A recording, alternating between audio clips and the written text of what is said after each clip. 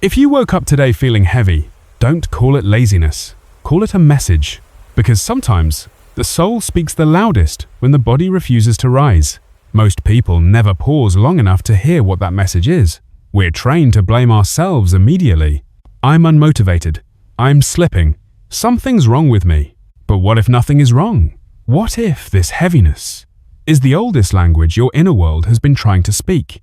There are mornings when you open your eyes, and before you even move, something presses into your chest.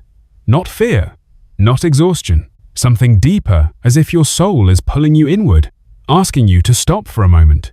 Carl Jung believed this feeling is not a collapse of your will, but a signal. When the soul withdraws its energy, it doesn't disappear. It reorganizes. It whispers through stillness, asking you to pay attention to the truth you've ignored.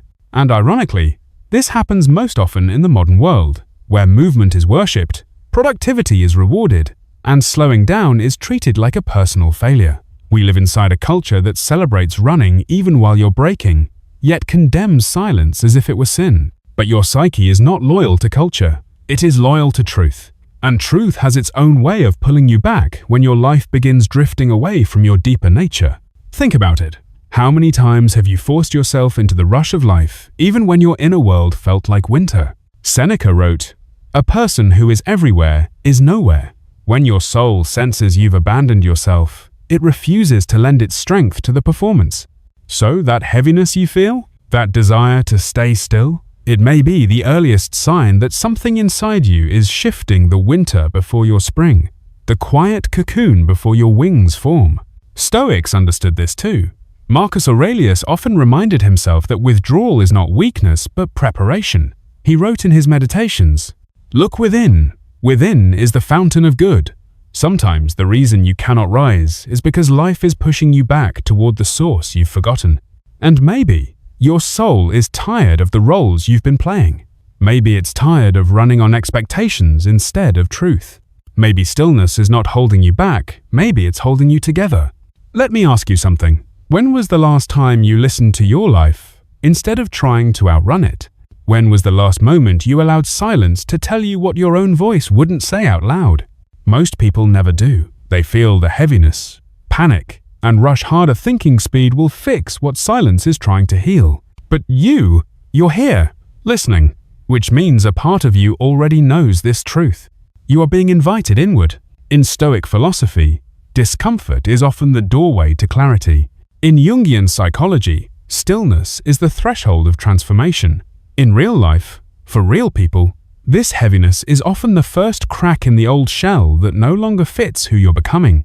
And that's what this journey is about. In the next moments, I want to take you deeper into the quiet space Jung described, where the soul speaks through weight rather than words, where lying still isn't laziness, but honesty, where silence isn't emptiness but rearrangement. If you stay with me, we'll explore why your energy disappears without warning, why your body slows down before your mind understands, and why listening to this heaviness may be one of the most courageous things you ever do. Because this isn't the end of your story. This is the beginning of your becoming. Let's step into that stillness together. What if that heavy morning isn't your body failing you, but your body finally telling you the truth? There are mornings when you wake up and you already know something is off. Your chest feels heavier than the blankets on top of you. Your mind is wrapped in fog. The room is the same. The ceiling is the same. But somehow, your life feels distant. You stare at the day ahead, and everything looks like a script you no longer want to perform. Most of us have been trained to attack ourselves in that moment. We label it instantly. I'm lazy. I'm weak. I've lost my discipline. The world loves these labels because they sound simple. If you're lazy, the solution is try harder. Push, grind, force. But Jung saw something very different. For him, your body and your soul are not two separate systems. They are one conversation. The conscious mind speaks in thoughts, but the deeper self? It speaks in sensations, in tension, in restlessness, in that strange tiredness that shows up even after a full night's sleep. From a Stoic point of view, this is amazingly close to what Marcus Aurelius wrote centuries ago. He reminded himself every morning that the body can resist, that the mind can complain, but there is always a deeper reason underneath. A Stoic doesn't ignore that resistance. They investigate it. They ask, what is this trying to show me? Instead of, what's wrong with me? So when your body refuses to move, it might not be a failure of will. It might be a quiet rebellion. A rebellion against a life that no longer fits who you truly are. Think about how you actually live your days. How much of your time is spent trying to please, trying to perform, trying to be enough for everyone else? How often do you say yes when your whole inner world is screaming no? On the outside, you smile. You show up. You do the work. On the inside, something slowly disconnects. Jung believed that when your outer life drifts too far from your inner truth, the psyche starts pulling its energy back. It refuses to keep powering a version of you that is fake, stretched, or scripted. And because the soul doesn't send emails or notifications, it uses the only language it has left. Heaviness in the chest, fog in the mind, a deep resistance to get up and play the same role again. The world calls this laziness. Jung called it a message. The Stoics would say something similar in a different way. You are experiencing friction with nature, not the nature outside, but your own. You are living against your own design. And when you do that long enough, the body breaks before the mind understands why. Imagine your soul as something ancient inside you, not mystical in a fantasy way, but ancient in the sense that it's wiser than your current habits, older than your to-do list. It feels the change of seasons in your life before your intellect can name them. It senses when a relationship is over long before you admit it. It knows when a job, a lifestyle, a mask you've been wearing has quietly reached its end. And when the gap between your truth and your routine becomes too wide, this ancient part of you pulls the emergency brake. Suddenly you can't rush like you used to. You can't fake enthusiasm like before. You can't push your body through another day of pretending. You don't lose motivation by accident. Your inner world is refusing to move in a direction that betrays you. From the outside, it looks like you're just lying there, scrolling, procrastinating, stuck. But on the inside, something is happening. Your soul has stopped giving free energy to a life that no longer honors it. This is why sometimes the most stoic thing you can do is not to whip yourself into more effort, but to get radically honest and ask, what part of my life no longer feels true? Where am I forcing myself to go every day that my soul has already left? Is my body really the problem? Or is it the only part of me still telling the truth? When you start asking these questions, the heaviness begins to shift from enemy to signal. You realize your body isn't trying to trap you in bed, it's trying to keep you from sleepwalking through a life you've outgrown. And that changes everything, because now, instead of fighting your tiredness, you can begin to listen to it. Instead of calling yourself weak, you can ask what part of you is finally strong enough to say no more. Instead of dragging yourself into another day of pretending, you can start to wonder what honesty would actually look like. This is the point where your story can turn. In the next part, we'll go deeper into this inner winter, why your energy disappears, what your soul is quietly rebuilding in the dark, and how Stoic wisdom can help you walk through it without losing yourself. What if this season where you feel frozen isn't the end of your life, but the quiet season where your future self is being grown in the dark? We're afraid of those days when nothing in us wants to move. We stare at the ceiling. The clock keeps ticking. The world keeps running. And we think, I'm falling behind. I'm wasting my life. But Jung saw something radically different. He believed that what looks like stillness on the surface can be the most powerful work happening underneath. He called it a kind of psychological incubation, a sacred pause where the deeper mind quietly takes everything you've lived, everything you've ignored, everything you've survived, and begins to rearrange it. Imagine walking into a forest in the middle of winter. The branches look dead. The ground is hard. The sky is quiet. If you didn't know better, you'd say, nothing is happening here. But under the frozen soil, roots are thickening. Seeds are hardening.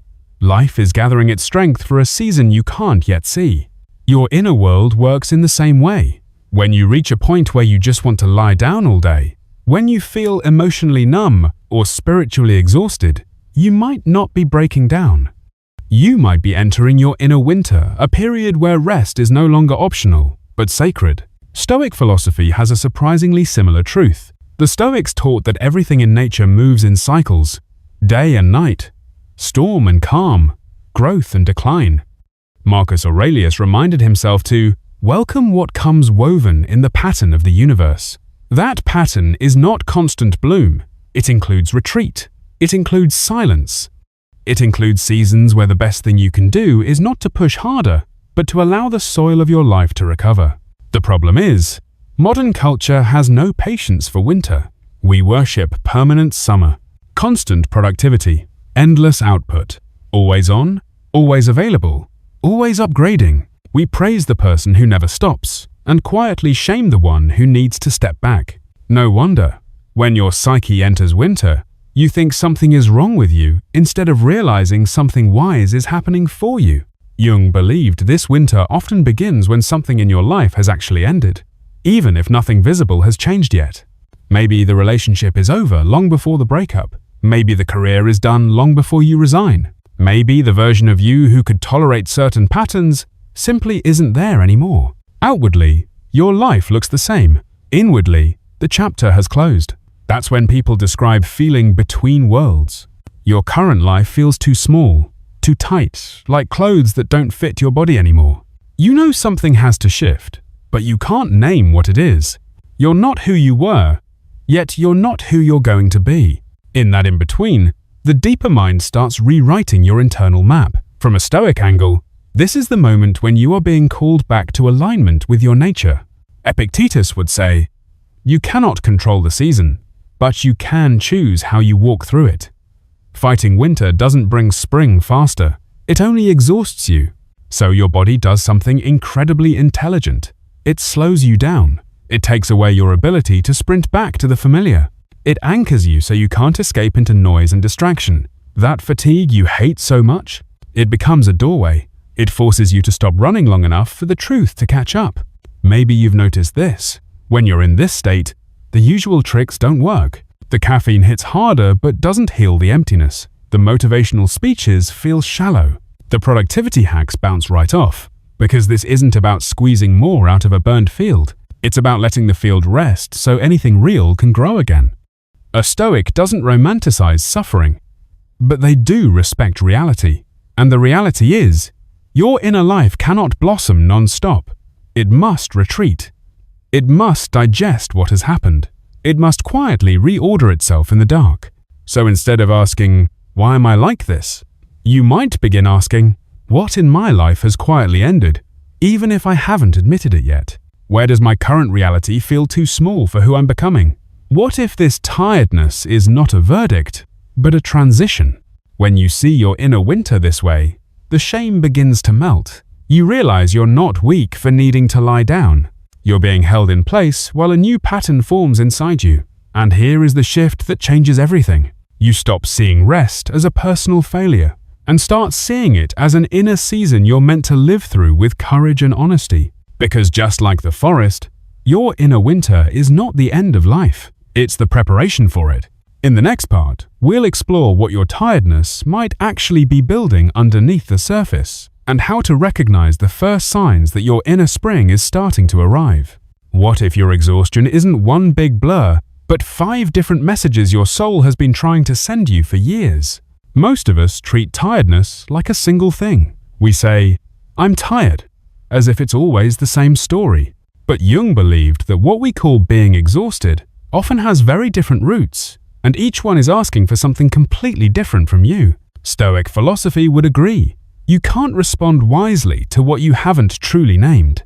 So, in this part, I want to walk you through 5 kinds of soul tiredness Jung observed, and you can notice which one feels most like your own. 1. The tiredness of misalignment. This is the heaviness that comes when your outer life no longer matches your inner values. Maybe your job used to feel meaningful, but now every task feels hollow. Conversations sound scripted. Your obligations feel heavy. And even when you succeed, it feels strangely distant, like watching someone else win a prize you don't care about. Jung believed that when you live too long for approval instead of truth, your psyche starts pulling its energy away. It simply refuses to keep fueling a life that is built on pretending. From a Stoic perspective, this is what happens when you live against your own nature. Marcus Aurelius wrote that the soul is dyed by the color of your thoughts and actions. If every day you dye your life with something that isn't really you, don't be surprised when your inner world grows dim. So, if you feel this kind of fatigue, the question is not, how do I push harder? It's, where am I living off script from my deeper self? Sometimes your soul is not tired of work. It's tired of working for the wrong reasons. 2. The tiredness of unmourned grief. The second kind of heaviness doesn't actually belong to your present. It belongs to your unfinished past. Losses you never really faced, endings you never honored, relationships, dreams, or versions of yourself that died quietly without any goodbye. Jung saw that unprocessed grief absorbs psychic energy like a sponge. You feel tired not because you're weak, but because your soul is standing vigil over something you never allowed yourself to bury. The Stoics talked about death and loss more honestly than we do today. They practiced remembering that everything is temporary, not to be cold, but to love more clearly while it's here. But when we skip the mourning, the cost shows up later as a heaviness we can't explain. This kind of tiredness is an invitation. Stop, feel, let yourself cry for what ended. Until you acknowledge the funeral your heart never had, your soul will keep holding that weight for you. 3. The tiredness of emotional overload. Some people don't just walk into a room. They absorb it. They feel the tension no one names. They notice the shift in tone before any words are spoken. They carry the moods of others home in their own body. Jung saw these people as emotional barometers of the collective, picking up the storm in the atmosphere long before it breaks. Their exhaustion is not weakness. It is a natural response to carrying too much emotional weather. For this kind of soul, lying down is not laziness. It is a cleansing ritual. Stillness becomes medicine. Silence becomes a way for the nervous system to reset. Stoic wisdom fits here too. You cannot control the storms of other people's minds, but you can control what you continuously expose your own to. Protecting your attention and your emotional boundaries is not selfish. It's how you keep your inner citadel from collapsing. If this is your tiredness, the question becomes, where am I absorbing what was never mine to carry? 4. The tiredness of transition. The fourth kind appears when one identity has dissolved and another hasn't formed yet. You are no longer who you were, but not yet who you will be. Jung called this a liminal space, a sacred in-between. The psyche is using enormous energy to dismantle old structures and prepare new ones. The conscious mind doesn't see the construction. It only feels the fatigue, the confusion, the emptiness. It's like being inside a cocoon. From the outside, it looks like nothing is happening. Inside, the old form is melting so a new one can be born. The Stoics would tell you, this is training. You are being reshaped for a life that requires more clarity and integrity than before. It feels like you're going nowhere, but in reality, you're in the hardest part of the journey, the part where you can't yet see who you're becoming. So instead of asking, why am I so stuck? You might ask, what old identity is quietly dying in me? Because this tiredness is not stagnation. It is metamorphosis. 5. The tiredness of blocked creativity. The last kind of soul fatigue comes from unused fire. Every human being carries a natural urge to imagine, to shape, to build, to express something real. When that creative force is pushed down by fear, by routine, by a life that worships only practical things, the energy doesn't vanish. It turns inward. It thickens. It becomes weight. Jung believed that unused creativity becomes psychological heaviness. Your inner voice whispers, stop wasting my fire. You feel bored, restless, drained, not because you have nothing inside, but because what's inside has nowhere to go. The Stoics weren't artists in the modern sense, but they deeply valued using your unique gifts in service of something meaningful. Wasting your gifts was, to them, a kind of quiet tragedy. So if you feel this kind of tiredness, maybe the question is, where have I caged my own imagination? What small experiment could I try that lets my energy move again, even a little? The common thread? All 5 forms share one truth. When the psyche runs out of ways to speak, the body becomes the messenger. Your heaviness is not a character flaw. It is a signal that something inside you needs attention. Something is ending. Something is beginning. Something wants to be heard. And once you start recognizing which kind of tiredness is calling you, you move from blaming yourself to finally listening to yourself. In the next part, we'll explore how to respond to these messages, how to work with your tiredness instead of against it, and how both Jung and Stoic wisdom can guide you back into alignment. $100 recalls? What if your body isn't betraying you when it shuts down? What if it's the only part of you that still refuses to lie?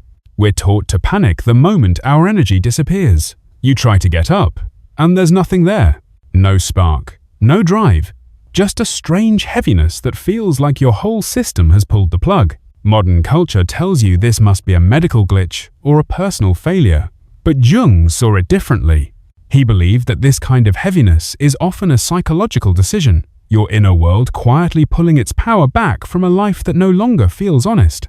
It's as if your soul has been funding a long-running show. At first, it paid for the costume, the mask, the lights, the script. You played the role, you kept everyone happy.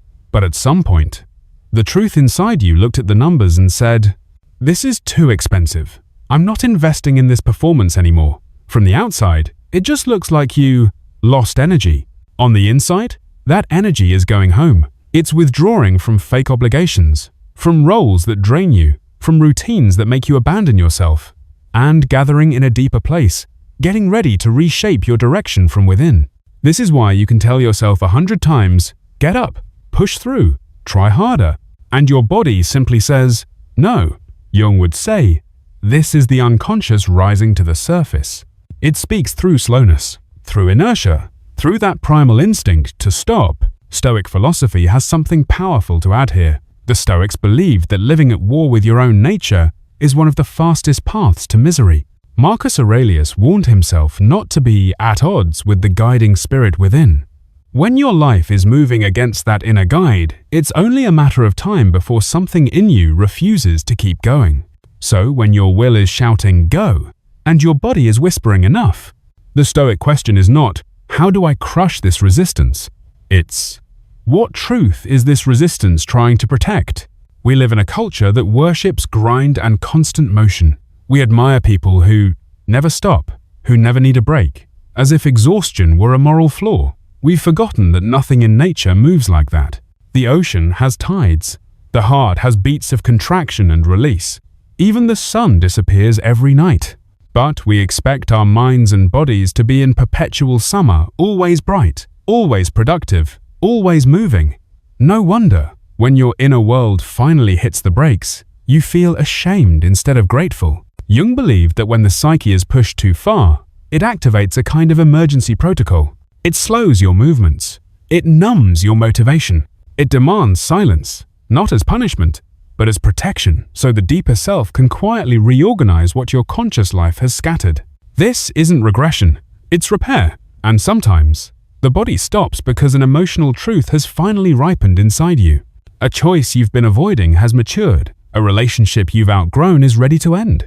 A spiritual or psychological danger has moved too close for comfort. Your mind may still be bargaining, explaining, rationalizing, but your nervous system has already decided, we're not walking toward that anymore. Impotent? So you lie down and feel strangely safer there. Not because you're escaping life, but because you're surrendering to reality. In that moment, your body becomes a gatekeeper for your soul. It stands at the doorway of your day and says, "You are not allowed to cross this line until you tell yourself the truth." Stoicism calls this courage, facing what is, instead of clinging to what you wish were true. Courage is not always charging forward. Sometimes, it's staying still long enough for the truth to catch up with you. So if you're in a season where your body keeps shutting off the power, try changing the question. Instead of asking, "Why am I like this?" begin with, "Where have I been performing a life my soul can no longer support?" Instead of, "How do I force myself to move?" ask, "What is my inner world asking me to finally face before I move?"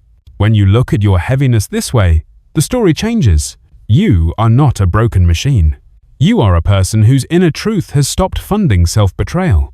And that realization alone can be the beginning of a different kind of strength. One that doesn't come from pushing yourself harder, but from finally moving in a direction your whole being can support. Because once your energy returns, aligned with what is real for you, it doesn't feel like a fight anymore. It feels like walking with yourself, not against yourself. In the next part, we'll step even deeper into stillness itself, not as emptiness, but as the workshop of the unconscious, where the soul quietly rewires your life while the world thinks you're doing nothing.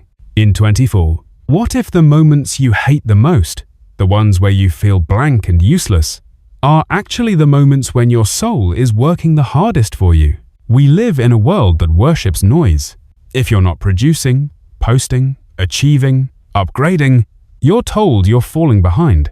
So when you find yourself lying there, staring at the ceiling, mind foggy, body heavy, doing nothing, it's easy to think you're failing at life. But Jung believed the opposite might be true. He called this state psychic incubation, a psychological hibernation. On the surface, you feel empty, numb, slowed down, but underneath, your unconscious is wide awake, quietly rearranging the architecture of your inner world. Think again of that winter forest. The branches look lifeless. The ground is frozen. The sky is grey and silent. If you didn't know any better, you'd say, this place is dead. But under the soil, roots are drinking in the dark. Seeds are hardening. Energy is gathering for a spring you cannot yet see. Your inner life follows the same design. When you enter deep stillness, the kind where your thoughts won't form, your motivation disappears, and your body refuses to rush. It can feel like a void, like your mind has shut off. But Jung would say, this is not a shutdown. This is a workshop. While your conscious mind feels blank, your unconscious is digesting experiences you never fully processed, gathering fragments of truth you dropped along the way, weaving them into new patterns of understanding. It's slow work. It's silent work. But it's the kind of work that changes who you are. Stoic philosophy actually supports this more than we think.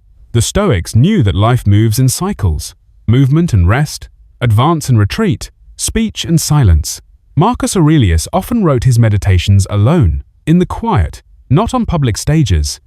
He understood that wisdom is not built only in action, but also in reflection. Modern culture, though, is terrified of inner winter.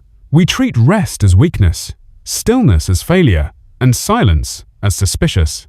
We want constant growth on soil that is already exhausted, but nothing real grows that way. Psychologically, growth works like breathing. Inhale, then exhale. Expand, then contract.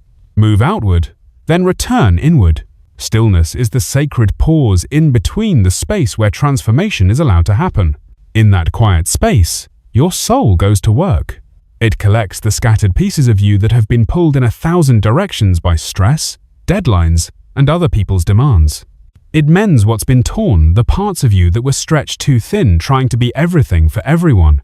It fortifies the places that grew fragile, the boundaries you let slide, the values you compromised, the promises you quietly broke to yourself. And maybe most importantly, it reviews the stories you've been telling yourself. The story that you're only valuable when you're productive, the story that everyone else's needs matter more than your own, the story that if you stop, everything will fall apart. In stillness, your deeper mind starts sorting.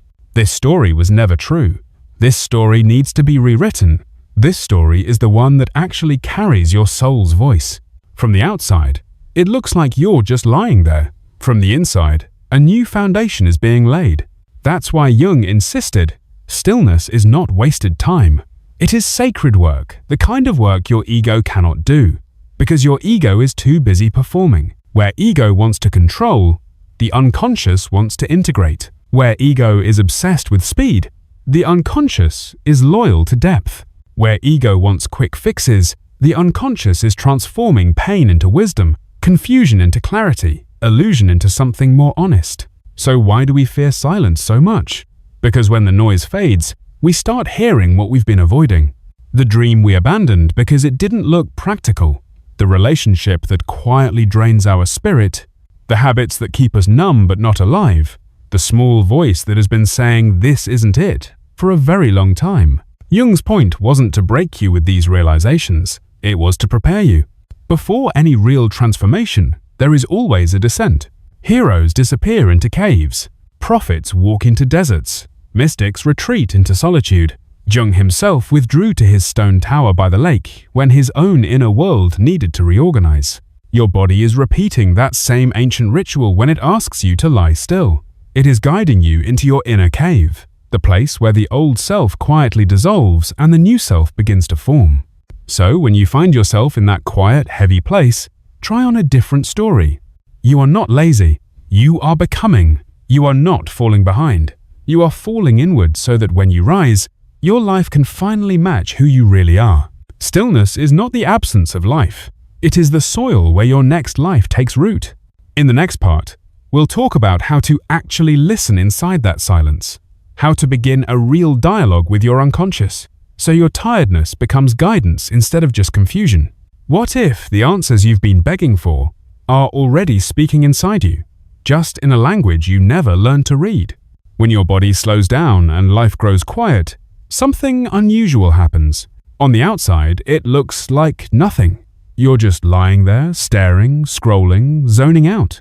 But on the inside, a deeper conversation is trying to begin. Jung believed that when the body stops, the inner dialogue starts. Not a dialogue made of neat sentences or logical arguments, but a conversation carried by images, sensations, fragments of emotion. Most people never stay still long enough to hear it. The moment discomfort appears, we reach for something. A screen, a task, a distraction, anything to avoid being alone with what's inside. But if you're brave enough to stay, if you're willing to sit with that heaviness instead of running from it, you can begin one of the most powerful practices Jung ever shared, and one that strangely echoes Stoic wisdom too. Jung called it active imagination. Here's what it looks like in simple terms. You sit in quiet, you take a pen and a page, and instead of forcing thoughts, you let your inner world speak first. You write down whatever appears, a random picture in your mind, a feeling with no clear cause, a strange scene, like a movie clip that doesn't yet make sense. You don't polish it, you don't judge it, you don't turn it into a perfect quote for social media. You just let your hand move. It might feel silly at first, almost childish, but what you're doing is giving your unconscious a chance to draw its own map in its own language. This is not fantasy for entertainment. It's a meeting between two versions of you. The self that performs, explains, manages, and the self that feels, knows, and remembers. Jung saw this as a dialogue between the pretending self and the true self. From a Stoic angle, this is not so far from what Marcus Aurelius did in his meditations. He wrote to himself, he argued with himself, he questioned his own motives, and brought what was hidden up into the light of reason.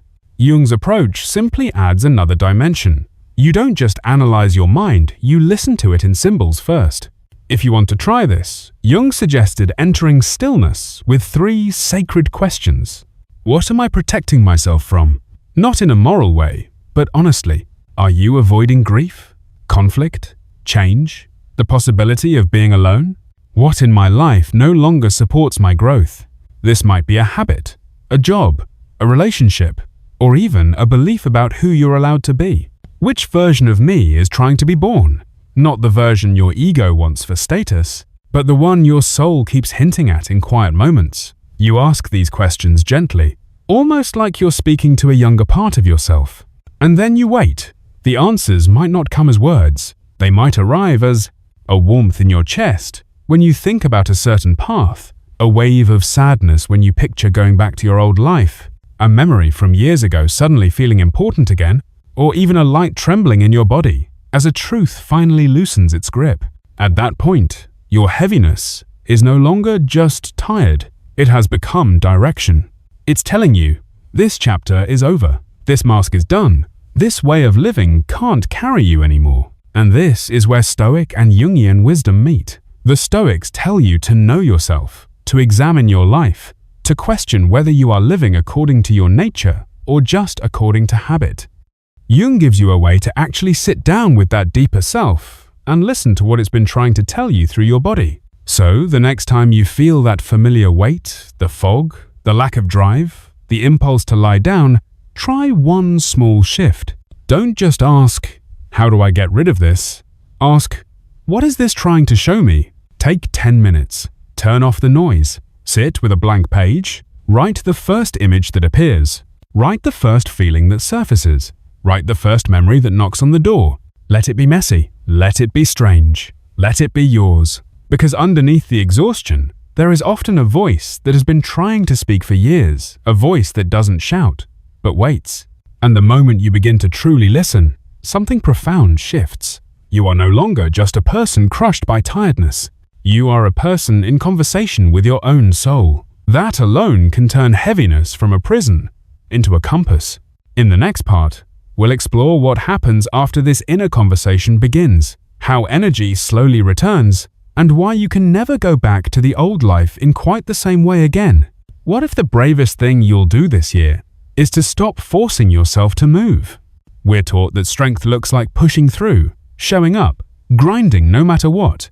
So the idea that lying still in the middle of the day, when the world is rushing, could be a powerful act, almost sounds wrong. But Jung believed there are moments when the most radical action you can take is to not act at all, not as avoidance, not as apathy, but as a deliberate pause, a sacred interruption that lets your soul gather the strength your ego keeps burning through.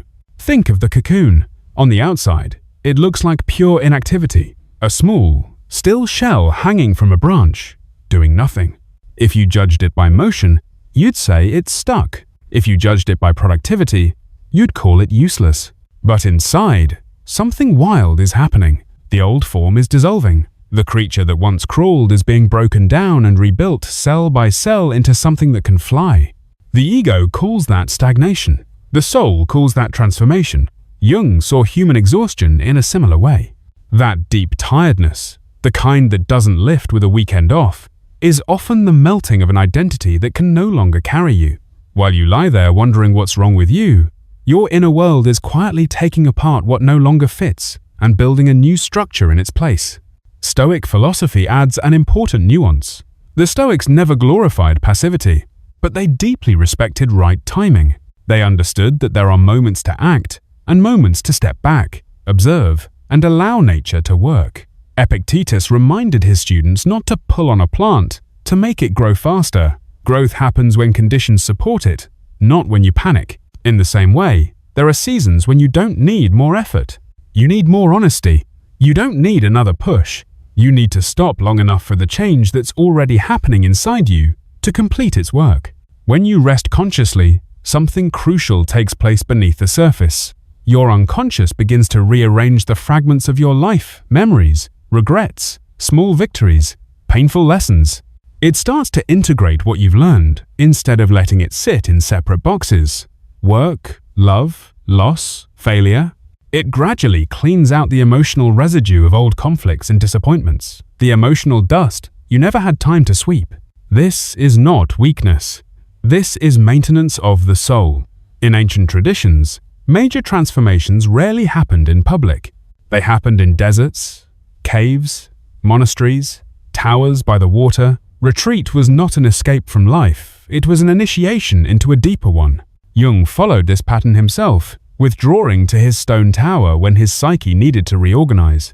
The silence around him was not a luxury, it was a container for the work his soul had to do. So when you find yourself lying down in the middle of the day, unable to force another step, it can feel terrifying. Your outer self panics. Everyone else is moving. I'm falling behind. But inside, something very different might be happening. Your deeper self is exhaling, almost relieved. Finally, there is space to work. Here's the paradox Jung pointed to, and that Stoic wisdom subtly supports. The less you bully yourself, the more you grow in a real way. The more you rest in alignment with what you truly need, the deeper your evolution goes. The more you honor silence, the stronger your next movement becomes. The Stoics would call this living in accordance with nature, including your own nature. Forcing constant output on a depleted mind is not discipline, it's self-abandonment. True discipline includes knowing when to stop. And here's the part we often miss. At some point, after a period of real rest, something inside you quietly shifts. It doesn't return as a sudden burst of hype or a fake jolt of motivation.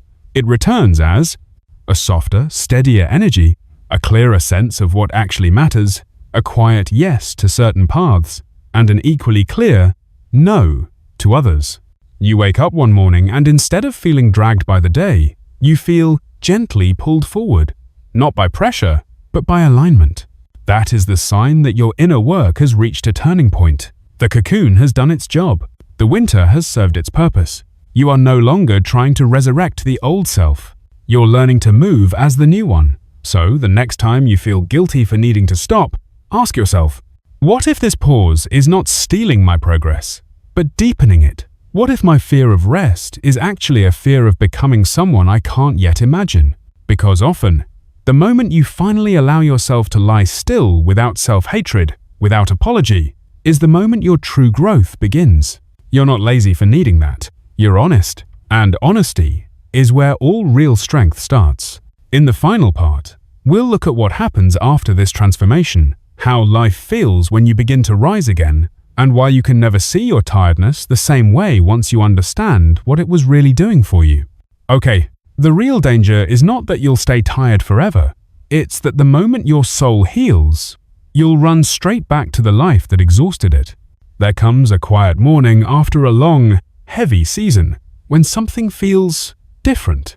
Not a motivational explosion, not a sudden urge to conquer the world, just a small warmth in your chest. You sit up a little easier.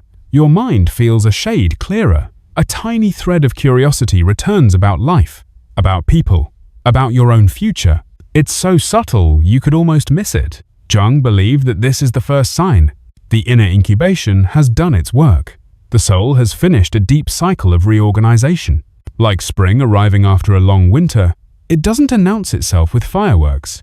It comes in small signals. Your dreams become more vivid, your thoughts feel less foggy, you catch yourself wandering again instead of just enduring. The energy that once felt trapped begins to move. And here's the key difference. You're no longer trying to whip yourself into motion. You feel as if something inside you is gently lifting you from within a current that is quiet, natural, and far more honest than the old adrenaline you used to rely on. From a Stoic point of view, this is what it feels like when you start moving with your nature instead of against it. The Stoics talked about living in accordance with your inner guide, that part of you that knows when a path is right or wrong long before you can explain it. This new energy is not hype, it's alignment. But this is also the most dangerous moment, because the second you feel even a little better, the old world calls you back. The same workload, the same people-pleasing, the same schedule that treated your body like a machine and your soul like an afterthought. You tell yourself, I'm okay now, I can handle it this time, and without noticing, you step back into the rhythm that quietly destroyed you before. Jung warned that if you rush back into the old pace too soon, you don't just go back to normal, you restart the cycle. Overwork, emotional numbness, collapse, brief recovery, overwork again. The Stoics would call this unexamined living, walking straight back into the same fire while hoping not to get burned this time. So, what are you meant to do instead? In this fragile season where energy is returning, you stand up slowly. You move with intention. You choose with more honesty than before. This is not a time for dramatic promises or extreme life overhauls. It's a time for careful, steady decisions that honor what your soul learned in the dark. You notice which tasks now feel strangely heavy. You notice which relationships suddenly feel louder, harsher, more draining. You notice which responsibilities, once automatic, now clearly feel out of tune with who you're becoming. That isn't regression, it's clarity. The rest you went through stripped away an old skin. The person who is rising now cannot wear the same mask without feeling it suffocate them. Your job in this phase is not to become your old self with better habits. It's to build a life that matches the self that just emerged. That might mean saying no where you used to say yes out of guilt, allowing some connections to fade instead of endlessly resuscitating them, shifting how you work, not just how much you work, or simply giving yourself permission to protect the peace you fought so hard to find. Stoic wisdom fits perfectly here. Real discipline is not grinding yourself back into the ground. Real discipline is the courage to protect what you've learned, even if it means disappointing people who were perfectly comfortable with your exhaustion. Jung's conclusion about this kind of tiredness was simple and revolutionary. You were not breaking down. You were breaking open. You were not losing energy. You were reclaiming it from the wrong places and redirecting it toward a truer life. You were not falling behind. You were being prepared for a way of existing that requires more honesty, more self-respect, and more alignment than the one you had before. So the next time you feel that small warmth returning after a long season of heaviness, remember this. The goal is not to get back to normal. The goal is to rise into a new normal that doesn't demand the sacrifice of your soul. The urge you once had to lie down all day was never the final chapter. It was the moment your soul led you into the dark room, where transformation happens, the place where the old life quietly ended so a new one could begin. What do you do with your energy now? That is where your story truly changes. In the closing section, we'll bring all of this together, and I'll leave you with a simple way to remember, in your next season of heaviness, that you are not failing, you are crossing a threshold. You were never broken for needing rest. You were only becoming someone your old life was too small to hold. If you take only one truth from this entire journey, let it be this: your exhaustion was never a moral failure. Your stillness was never a flaw. Your desire to lie down when the world keeps running was never a sign that you were falling behind. It was your soul speaking in the only language it had left, through heaviness, through silence, through the slowing of your body when your mind refused to listen. Jung believed that the moments when you feel least capable of standing are often the moments when the deepest part of you is finally rising, not upward, into performance, but inward, into alignment. You are not collapsing, you are recalibrating. You are not lost, you are being led somewhere your former self could never enter. You are not shutting down, you are crossing a threshold. And this is where Stoicism meets Jung's psychology with surprising clarity. The Stoics taught that nothing in nature blooms endlessly. Everything has cycles, expansion and retreat, action and stillness, movement and wintering. So why would your inner world be any different? When your body asks you to stop, do not curse it. Do not drown it in guilt. Do not see rest as weakness. Listen without fear. Pause without shame. Allow yourself to stop resisting what your soul has been trying to reshape. Because beneath the stillness, something is forming a version of you that is truer, quieter, stronger, and more capable of carrying the life you actually want. Every transformation in nature begins underground. You are no exception. This heaviness you've been fighting is not a dead end. It is the doorway. It is the dim hallway between who you were and who you are becoming. It is the dark room where your inner architecture is being rebuilt. You were never malfunctioning. You were maturing. You were never failing. You were shedding the life that demanded you betray yourself just to keep pace. So, instead of asking, "What's wrong with me?" ask the questions Jung offered, the ones that open the gate rather than tighten the cage. What part of me is being protected? What no longer serves my growth? Which version of me is trying to be born? And finally, if you recognized yourself in any shape of this soul tiredness, whether misalignment, grief, emotional overload, transition, or blocked creativity, know this: you are not alone. You are not broken. You are beginning again. Share your experience so others can see that burnout is not a failure. It is the beginning of inner truth resurfacing. And if you feel called to continue this journey into Jung's wisdom, into Stoic clarity, into the forgotten world inside you, stay, listen, because your soul has been speaking all along, and this is only the beginning of learning its language. In the next chapter, we'll go deeper into how to rebuild your life from the inside out, slowly, steadily, honestly. For now, breathe. You've already crossed the hardest part.